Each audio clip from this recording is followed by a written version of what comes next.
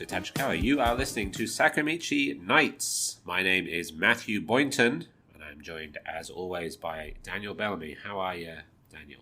Man, the hay fever's getting me today. Really? Yeah. Is the pollen particularly bad at the moment? I don't know. You know what? I didn't look at it. I'm on medication for it, like a once daily thing. I have eye drops and a nasal spray as well. I have the full suit of armor. The full gamut. Yep. And the medicine I've been taking has been working pretty well. Not even pretty well. It's been fully eliminating my symptoms until today. Right. Today was so nice. So I had the door to the tap room, the screen door, like the door open, the screen door closed kind of thing. Get a breeze through here, and I regret it now. So this place is now full of pollen. Yeah, and it's definitely a horse and barn door kind of situation. Like closing the door does not help you, right? Like now you're locked in with the pollen. We could run the shop vac for a bit in here, trying to suck it all out. I guess so. The rubber band it to the side of my head or something. There is no way out. You're not locked in here with it. It's locked in here with you. With my eyeballs. Let me try and distract you with an amusing question. Okay. What's the strangest thing you've ever seen somebody do in the gym? Oh, the gym that I used to go to would have a guy who would run on the treadmill for a long time.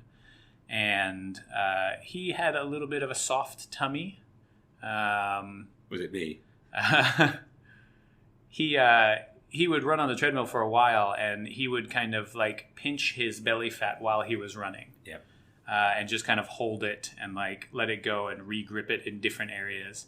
And eventually doing so over the shirt was not enough, so he would reach under his shirt and kind of. I think he had a compulsion about needing to like feel it reducing. Right. You got to make sure the running is working. That's right. Yeah, you could be doing it wrong. It could be getting bigger. Right. But yeah, he would run on the treadmill, and then eventually it was not enough, and he would need to start lifting the shirt up, holding the shirt up with one hand, so that he could really get a grip on things and make sure that he was losing weight. Must have been quite a sight. Yeah, it was mildly off-putting. The gym that I go to often has quite a few elderly people in it, and I think it's great that they're all in there exercising and using the machines and everything.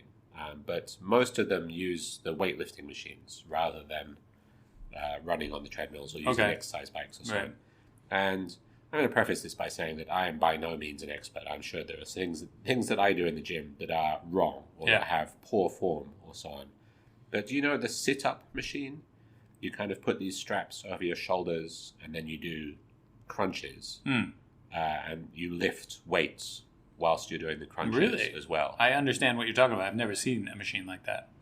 There is one in my gym. Okay. But there's a guy who, and this is also quite common, works out wearing almost full dress clothing. Nice. Like slacks and a white shirt.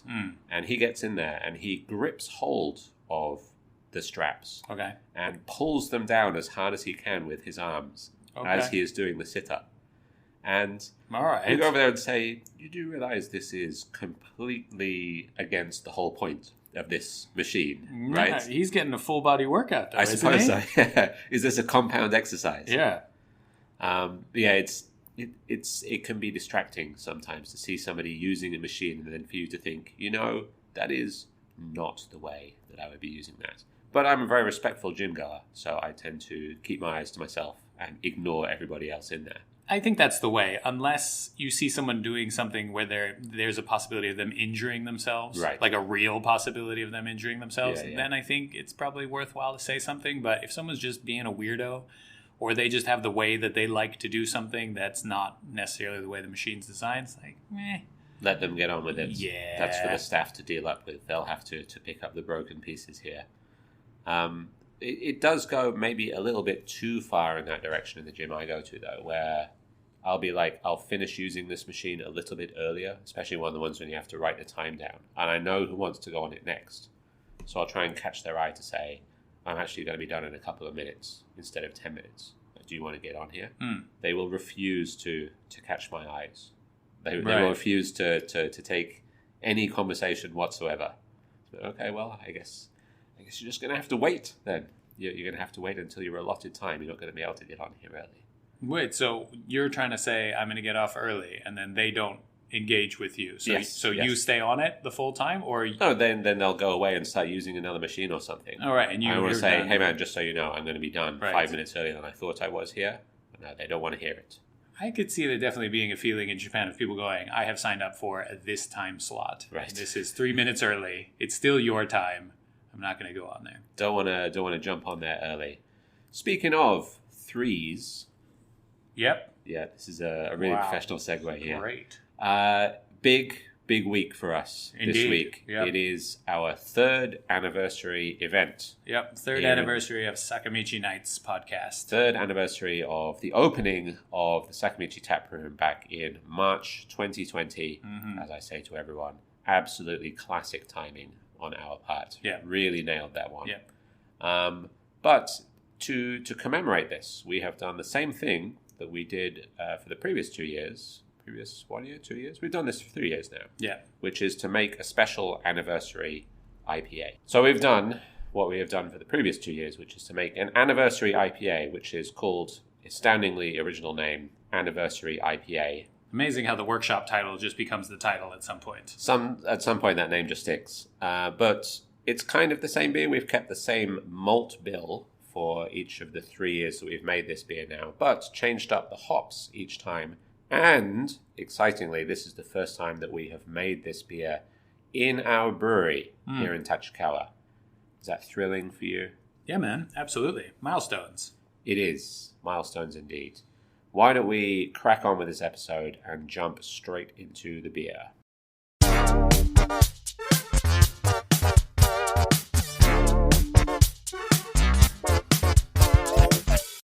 Welcome back. Sakamichi Brewing's 3rd anniversary IPA is a West Coast IPA made with pale malt, Pilsner malt, wheat malt, and a tiny bit of crystal malt, and 4 different kinds of hops.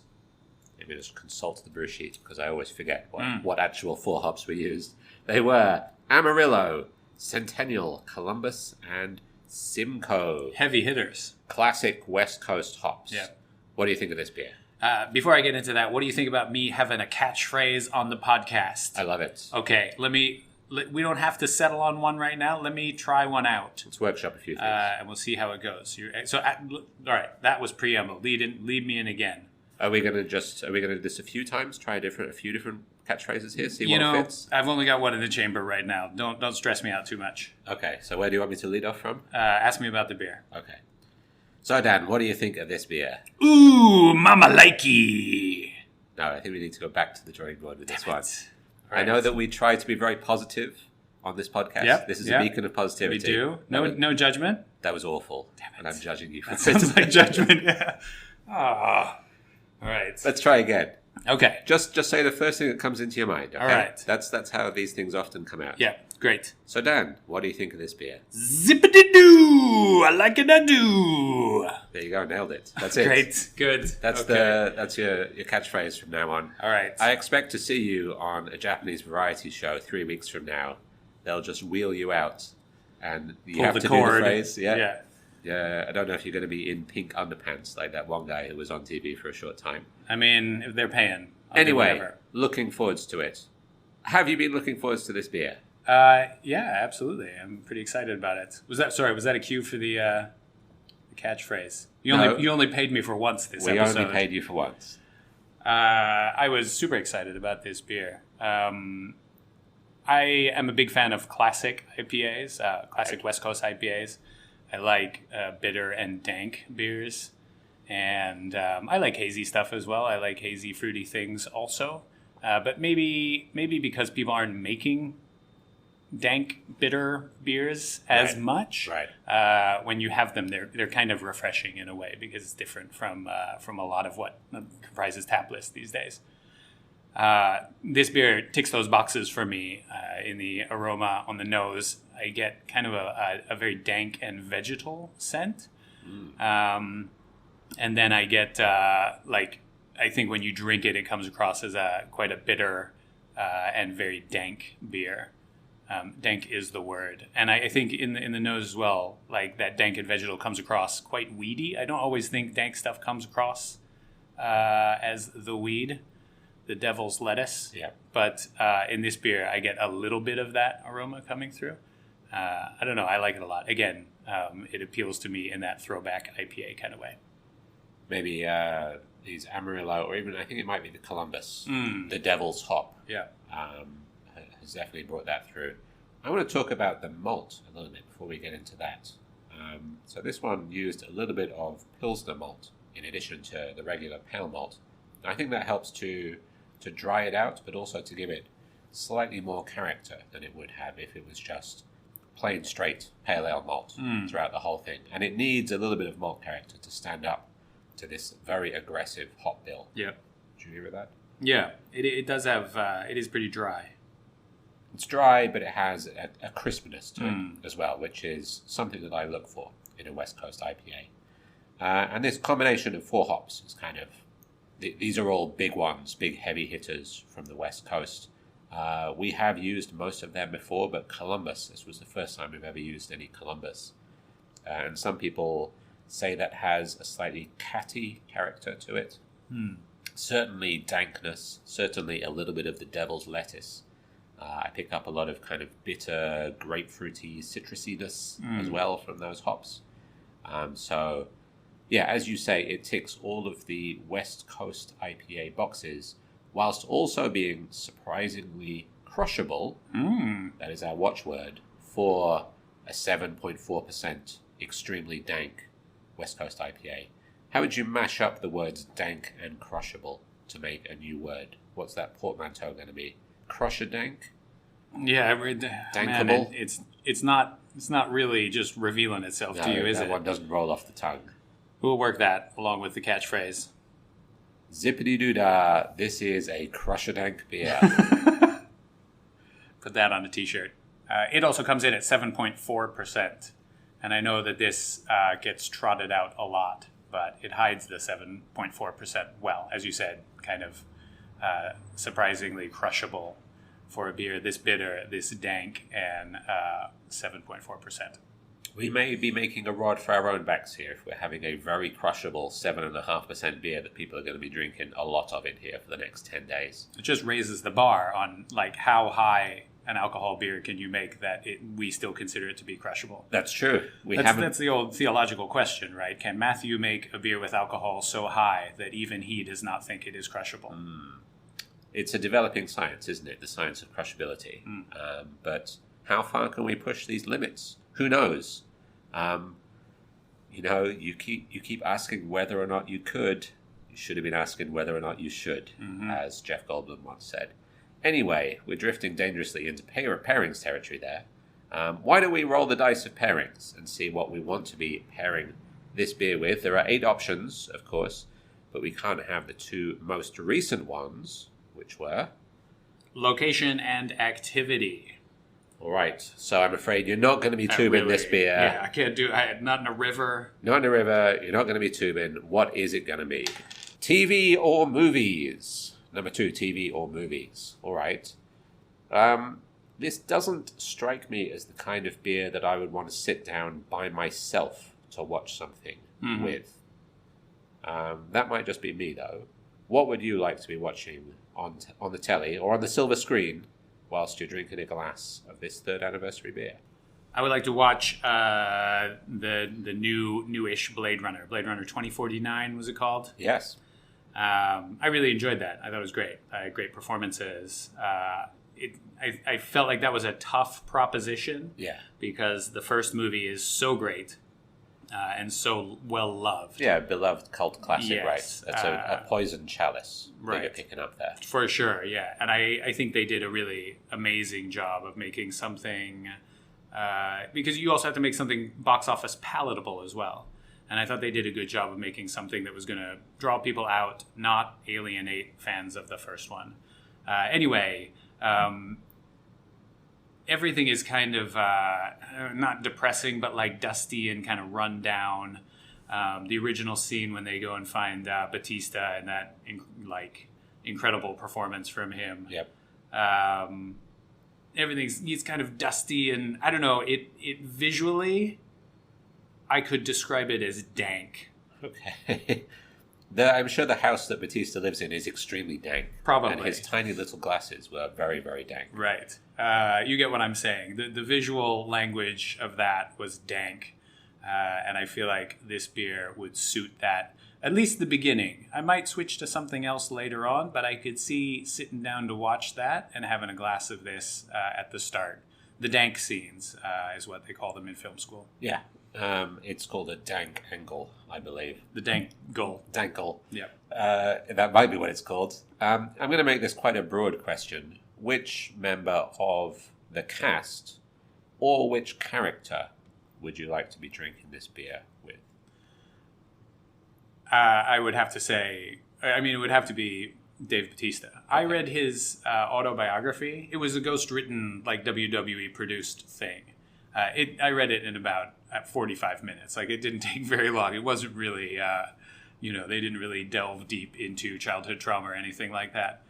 He's a really interesting dude who kind of came from nothing and found himself in the WWE. From that. And that was written when he was still in wrestling. So, like, he hadn't gone on to kind of do interesting things. But that book, actual kind of paperback book, found its way into my hands, and I read it. And I was like, man, this dude seems cool. Like, he seems like a guy who really kind of figured some stuff out and made something of himself. And then I saw him in some terrible... I like to watch bad movies, and I saw him in some terrible WWE-produced action films starring other people. And it was incredible to see him, like, as a relatively amateur actor, put in these pretty good performances next to, like, whoever they had put in the starring role. Yeah, and I mean, some of those guys go on to show that they actually have some acting chops as well, right? But it was interesting to see him put in good performances in these bit parts and trash roles that he had. So I've always had, like, a weird amount of respect for him, even when he was a wrestler. And I'm not a huge wrestling fan, but to see him kind of come on and do more stuff and seem like a pretty cool dude, I appreciate that. Yeah, he makes interesting choices, doesn't he? You could imagine, like, moving from pro wrestler to movie star and taking a route like The Rock or something and just picking a lot of safe action movies. But he can act, and he makes interesting choices as well. So I'm sure he would be a very interesting guy to talk to. Does he like beer? I guess there's only one way to find out. Get him on the podcast. He's going to have to be on the podcast. So, Dave, I know you're listening. Just get in touch with us, Twitter, Instagram, whatever. We'd be happy to host you over here in Tachikawa. To answer the question which you were about to ask me, I would sit down and have this beer with Robin Wright, who plays the police captain in Blade Runner 2049, only because I want to talk to her about what it was like to be in The Princess Bride. Right, okay. Although she does also seem like a very interesting person. Yeah. But I want to know all the inside goss about The Princess Bride. That would be a good chat. We've tied this one up. We've tangled it a bit, right? It's TV and movies. Are you going to move on to that now? Are you going to watch The Princess Bride with her? No. Well, that wasn't going to be my original choice, but now that you put it on the table, that is an extremely tempting choice. If you ever find somebody who hasn't watched The Princess Bride, you can say to them, this movie is like 75 minutes long. We could sit down and watch it right now, and it's not going to disrupt your day that much. Yeah. And your life will be so much the richer for having done so. My original answer was going to be that I would like to watch The Six Nations whilst drinking this beer. Okay. This strikes me as a pub beer. I don't know what it is about it. Maybe it's the dankness or the strength of it. But I have a lot of fond memories of watching Six Nations rugby matches around about this time of year in pubs in Scotland, either with my friends or with my family. Often seeing England get thrashed, unfortunately, but sometimes they would win. And I think that this beer would be a very good accompaniment for a Six Nations match. It's about 80 minutes of rugby, 100 minutes in total, so it's not that long. You don't have, because it is quite strong, you're not going to be able to drink that much of it. You only have 20 minutes of commercials? Well, there's about 20 minutes of stoppage time or injury time or whatever you call it in America, right? The full match takes about 100 minutes, I would say, maybe 120. But anyway, now that you've put on the table the option of just sitting down with Robin Wright to watch The Princess Bride, I'm going to change my answer. And it's going to be that. It has to be that. Yeah, man, you've hit all the bases here. You've done, it's kind of activity as well. You've tied it. You've done drinking companion, activity with watching the Six Nations, in a pub. You've done location. Maybe me and Robin go to a pub to watch England beat France in the Six Nations. Right, and then Princess Bride is playing on a side TV. No, then we go back to my flat to watch The Princess Bride while sitting on beanbag chairs. Right. Lava lamps. Eating some smoked salmon sandwiches. Got it, okay. Got to hit all of those numbers. Yeah, great. Excellent choices. I really like this beer, and I think we're going to be cooking through it, as you said earlier, throughout our 10 days of anniversary celebrations. Now, as it is our 3rd anniversary coming up, I thought this might be a fun time to reflect on the year we've had and maybe look forwards to the year that we are about to have. And earlier on, I put a call out on Twitter to see if anybody had any questions or comments to help us with those reflections. So thank you very much to everyone who wrote in. I'd like to start with this one from a friend of Sakamichi. It's Kudinat. Thank you very much. She asks, what is your Sakamichi favorite beer? What is your favorite Sakamichi beer to make, to drink, and to talk about? Dan? Tricky. To make, I mean, you are mostly the making of the beer. Yes. So I'm going to bow out on that one. To drink, I really like the various Berliner Weiss, fruited Berliner Weiss beers that you've done. We did the One Night in Tokyo collaboration with the Virginia Beer Company. Yep. We've done Dialectic, Morello Cherry. Is the series now going to be called Dialectic? Yes, that's my plan. Okay, right on. We did Te Caliste, the most esoteric name I think we've had. Those have all been really nice. So I think those are probably, of what we have on tap regularly, man, Shibasaki Sessions, such great beer. Right, that's true. It doesn't hit you that hard. It's got a great character. So I think favorite to drink is probably that. Shipsesh. Yeah, Shipsesh, as the kids call it. But close second is the Dialectic series. Dialectic / One Night in Tokyo. Yeah, I'm going to say that that Dialectic or the Berliner Weiss series probably takes all 3 for me. My favorite to make, to drink, and to talk about. It's a fun beer to make because it's a really simple recipe, but it uses a really interesting yeast, this Philly sour yeast that sours the beer for us. And the one variation each time is that we add a different kind of fruit puree. And so deciding on that puree, deciding what kind of fruit it's going to be, and then deciding how much of it we're going to have to use, maybe tasting a bit of it, looking at it, it's quite an interesting experience. And it's more like cooking than anything else I've done in the brew house. Right, we're looking at a fresh ingredient and deciding how much of it to use, just based on our senses. Is it your favorite to talk about, though? Because you have real struggle saying fruit puree on the podcast. I have trouble just saying that at all for some reason. But it is an interesting one to talk about because, as you mentioned, the esotericality of the Te Caliste name was really fun. Lots of people wanted to know what that was and what that meant. Search back through our old podcast episodes if you want to find out more.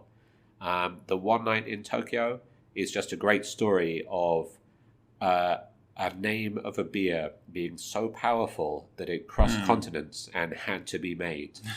And then the Dialectic, I quite enjoy explaining what a dialectic is to Japanese customers when they ask me. So yeah, I do enjoy talking about all of those beers, despite my difficulties in saying the phrase fruit puree. There we go, I've nailed it twice. Good work. Thank you very much for your question. Those are good questions. If you want to ask me, then the beer I like to talk about is Onikoen. I do want to ask you about that. Why do you like to talk about Onikoen so much? I really like that beer. That's one of my favorites that we have in here, and I like to explain the name because Onikoen, for the people who don't know, is a semi-famous landmark in Tachikawa that you can see from some of the trains when you leave Tachikawa Station. Yep, it's a real park. Yeah, and we did it with Devil Craft, and their beers are often, devil something or hell this or hell that. So tie-in from Devil Craft and us, a brewery in Tachikawa. Yeah. It all made sense. That was another one of those where I think right from the beginning we knew that we had to make a beer called Onikoen, but we didn't know what the beer was. Right? We had to name a beer after that landmark because it is quite famous and because it's just a great name. And so when the opportunity came around to work together with Devilcraft, well, that was the perfect name for it. Right? We used that name on that beer, and it matched perfectly. We've also received some questions from T Bean Pod. Thank you very much, Casey. If you haven't checked out his podcast, what are you doing? It's much more popular than our podcast. I'm guessing that people rarely go from this direction to that direction. But if you haven't, check out The Bean Pod, where he gives weather updates and occasionally sings me songs while I'm in the bath. He's sent us in a whole bunch of questions. I'm going to read these out one by one. And let's just try and get through them quick fire mode. Yep. There's a lot of questions here. Number one. What is the most memorable thing that has happened to you in the shop, in the brewery, in the last 3 years? I think for me, there's two things. Obviously, getting the brewery in.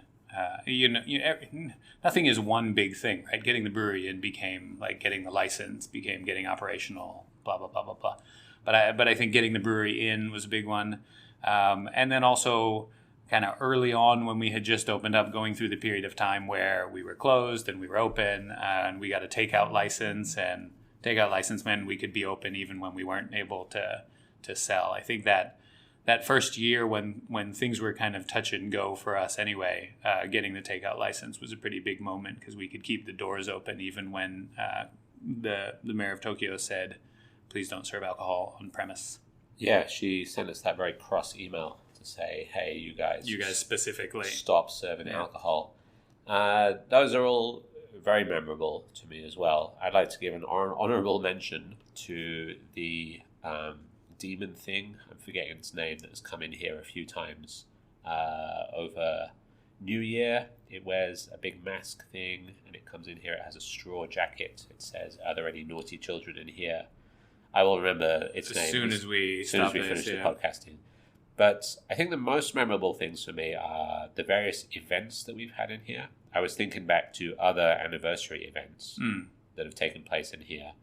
And specifically, I don't know quite why this one does stand out in my memory, but just before we had to close down for another one of those periods where we weren't allowed to serve alcohol, we had a clear the boards event in here. Do you remember that one? Yep. Where we're like, come in here, help us finish all these kegs we have in our fridge because we don't know how long it's going to be until we can serve this beer again.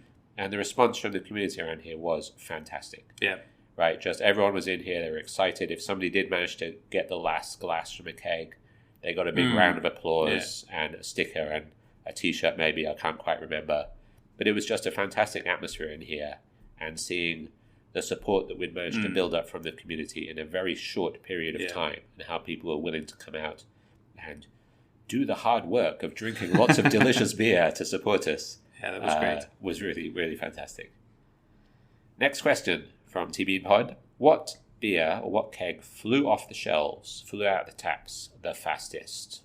Whenever we get anything from Uchu, especially if we get a keg from Uchu and put it on tap, like it's gone in 2 days. But that's kind of obvious. I think the other one, and it was recent, but like Big Ticket IPA was the second beer we made in-house. It was an IPA. A lot of people were waiting for us to make our beers in-house and wanted to come in for those. So of the two, one was a pale ale, first batch pale ale, which is great. And the other was Big Ticket IPA, which was also great. But, people like the IPA. So that one absolutely hammered out. Yeah, I was surprised at how quickly we sold out of that. Although rumor has it we might have a few kegs in reserve for our anniversary event. Finally aged for 1 month. You heard it here first. I agree that the Uchu kegs, I think that we've put Uchu kegs on in here that have not even lasted a day, let alone 2 days. I think also the keg of One Night in Tokyo that we got from Virginia Beer, the version they made over there in America, flew out of here really quickly. Lots of good beer over the past year. Next question.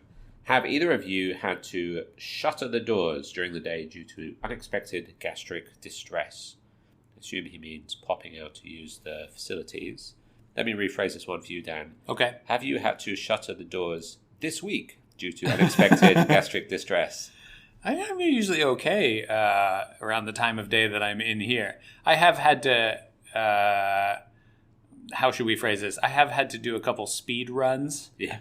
On occasion. That's what the kids are calling them. Yeah. I'm never really sure what to do. We've never really discussed this, but like usually I wait for my moment and I go and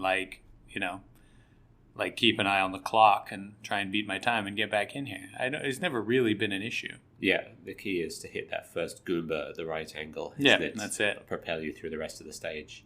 I think it happened, for some reason I think it happened more when we were quieter in here. Right? If we're sitting in here and there are no customers at all, I feel more nervous about going out to use the facilities than if there are customers in here. You can kind of, not exactly, but kind of keep an eye on things.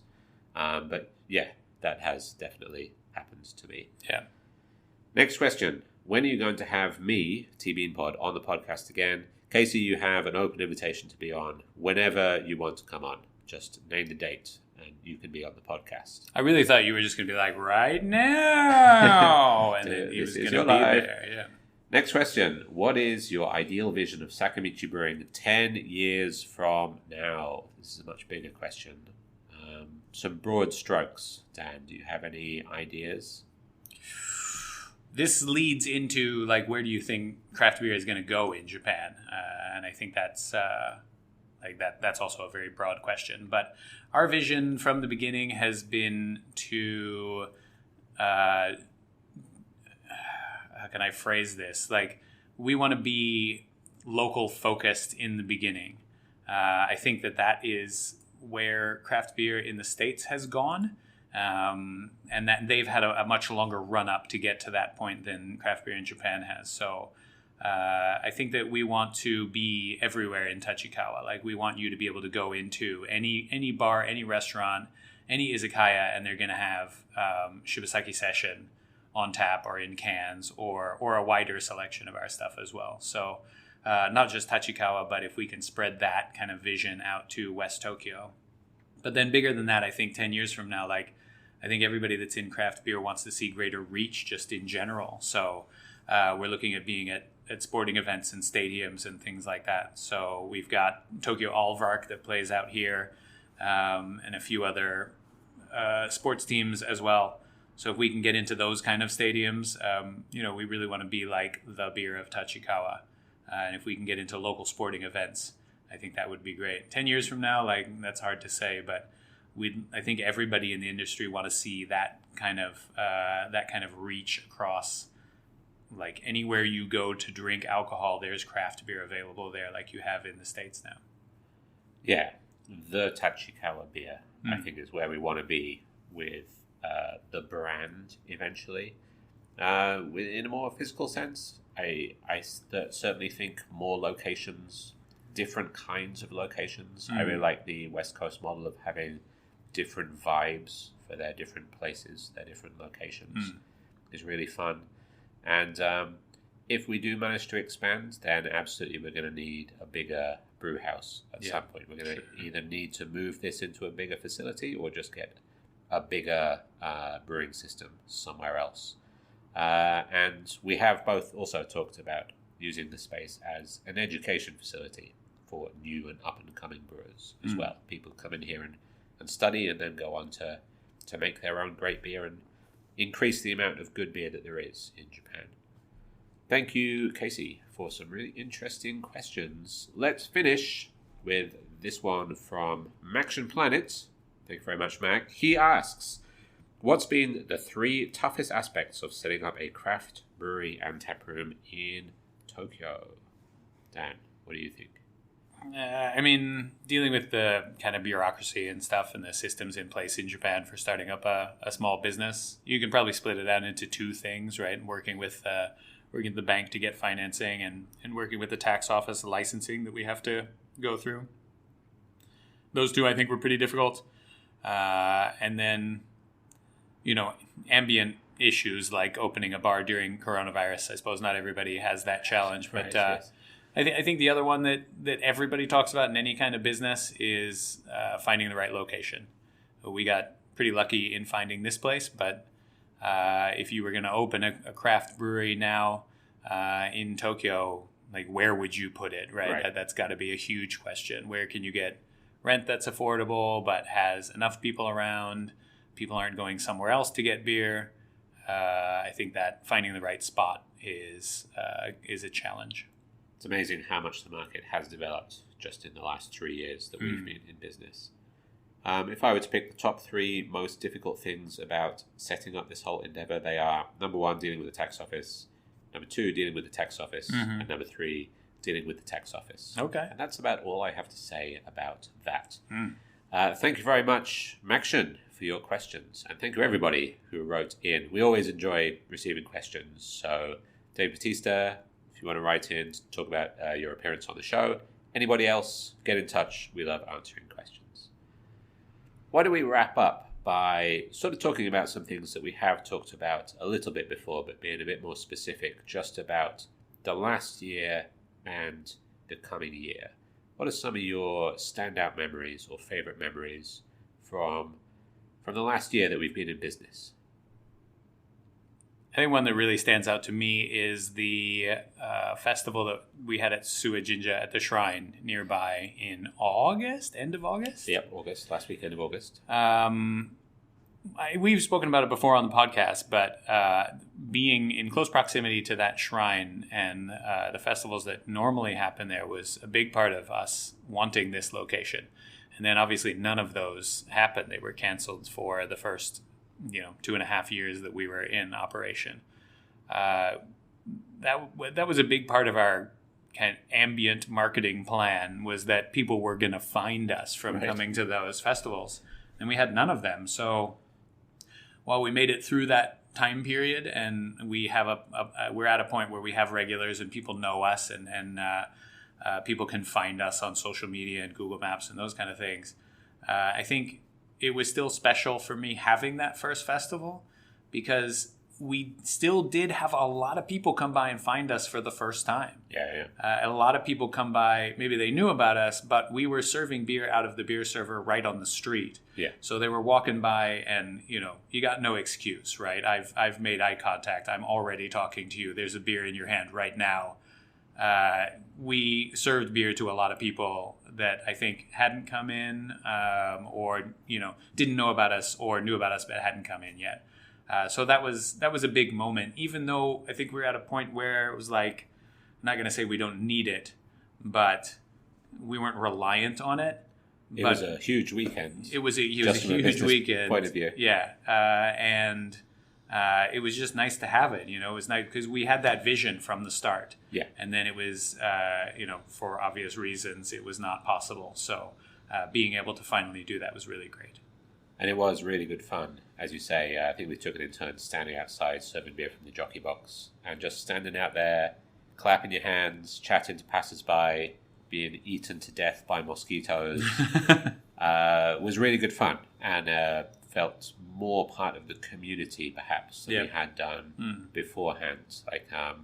We probably talked about this a lot in the early days, but it was difficult to market ourselves. We couldn't go and hand out flyers. We couldn't have big events in here. So being able to have that direct connection with just people around here was really fun and memorable. For me, the standout memory, though, is definitely getting the brewery equipment delivered and installed. Yeah. That was less fun, I'm going to say. That was an extremely stressful couple of days for me. Watching all the stuff be gingerly taken off the truck and brought in here on hand carts and stood up by hand, knowing that if anything fell over, it was going to be an extremely big problem and could set us back for months.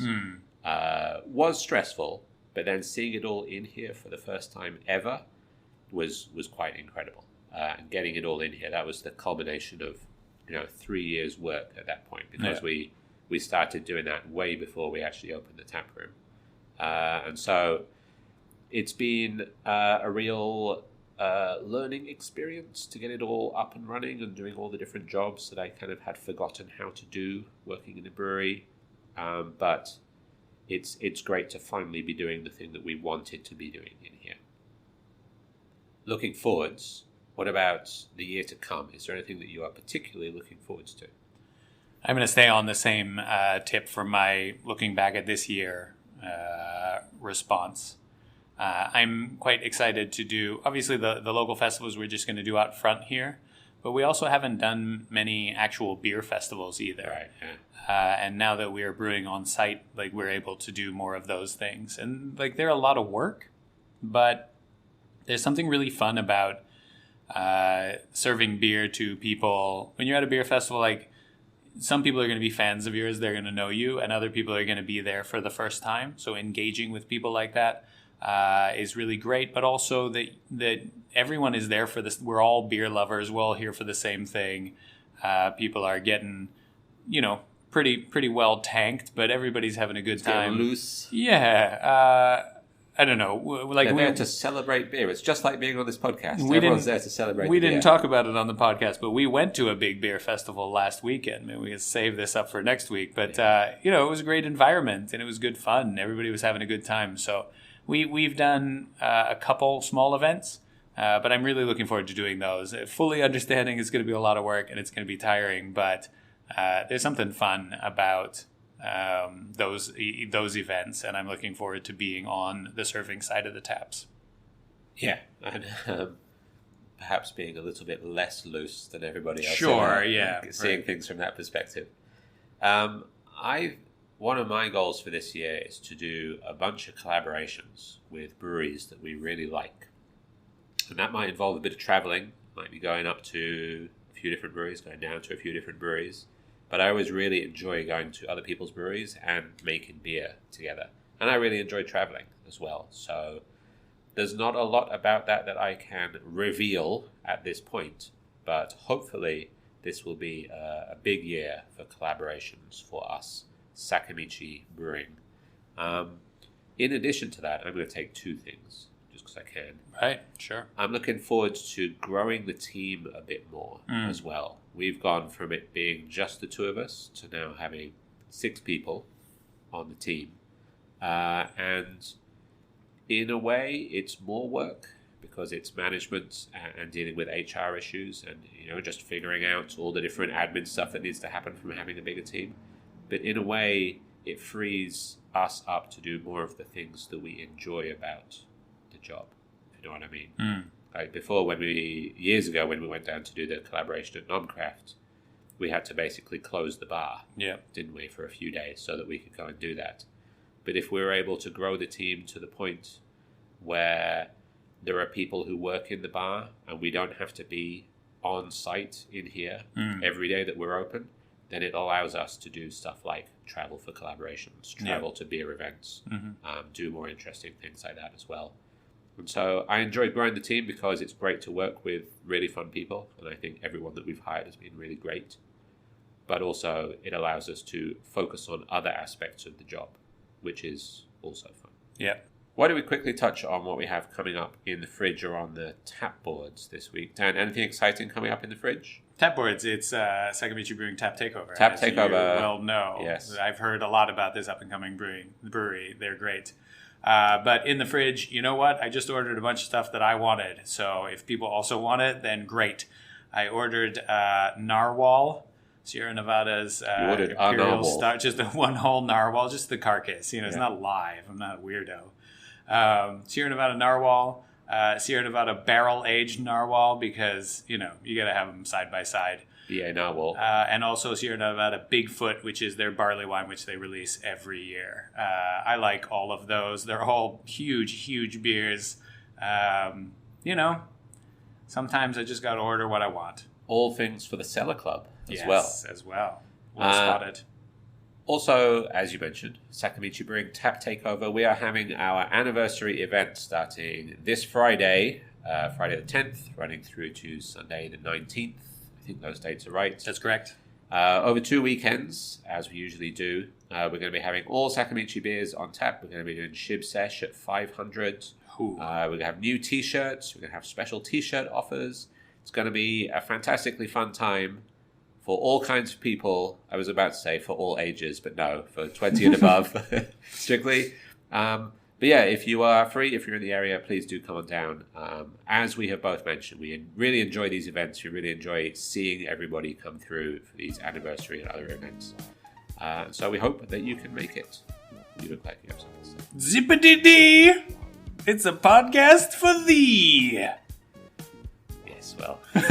Thank you very much for listening, everyone. We will see you again next time.